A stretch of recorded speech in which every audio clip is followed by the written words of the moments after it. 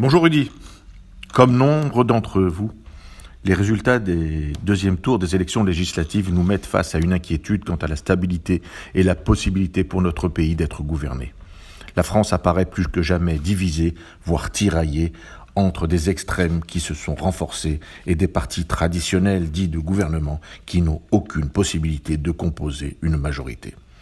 Force est de constater que le pari de Mélenchon n'est que partiellement gagné, puisque malgré le résultat de ses propres troupes, il ne pourra heureusement jamais devenir Premier ministre.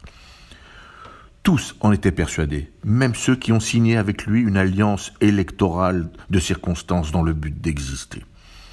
Force est également de constater la grande gagnante de cette élection est Marine Le Pen et son Rassemblement national qui fait une percée historique en devenant la première force d'opposition à l'Assemblée nationale.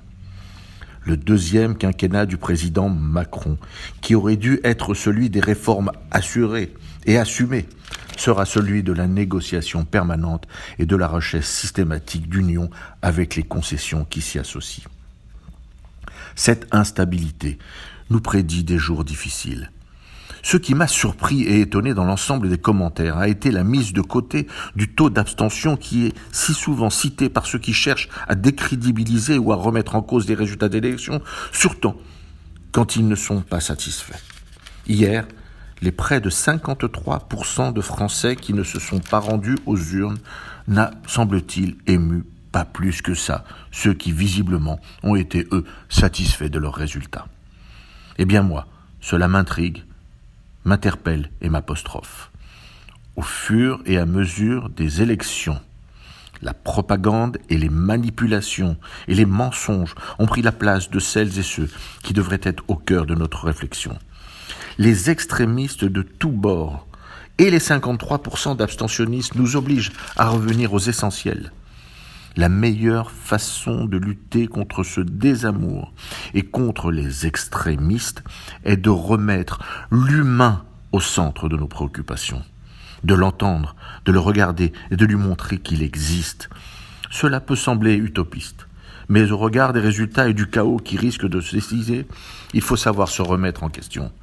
Ceux qui aspirent à gouverner doivent le faire. Ceux qui me suivent et me connaissent mes combats et combien je me suis engagé corps et âme contre les extrémistes de l'extrême droite et de la gauche. Eh bien, ce matin, un témoignage m'a ému. C'est celui de la nouvelle députée, Madame Rachel Keke.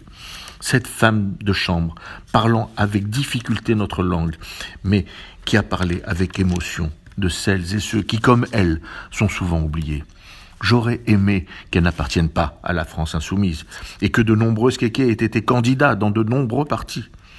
Mais tout en poursuivant mon combat contre les partis extrémistes si souvent antisémites, arrêtons-nous quelques instants, fermons les yeux et ouvrons nos oreilles et nos cœurs afin de redonner à la politique ses lettres de noblesse en agissant pour chaque citoyen.